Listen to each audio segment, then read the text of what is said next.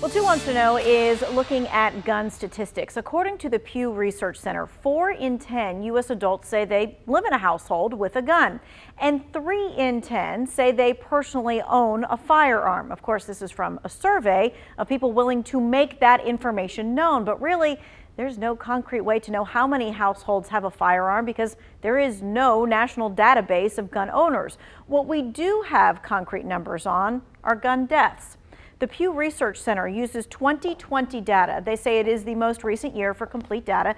54% of all gun-related deaths in the U.S. were suicides, while 43% were murders. The remaining gun deaths that year were unintentional, involved law enforcement, or had undetermined circumstances.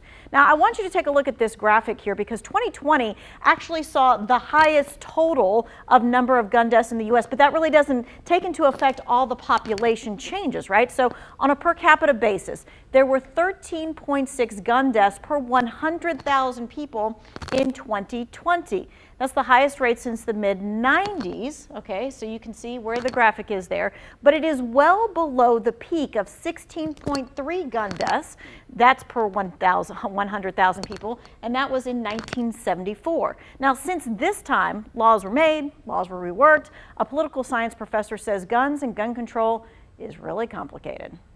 Guns are enshrined in the Constitution. They have a status within our society, unlike other things that we can regulate.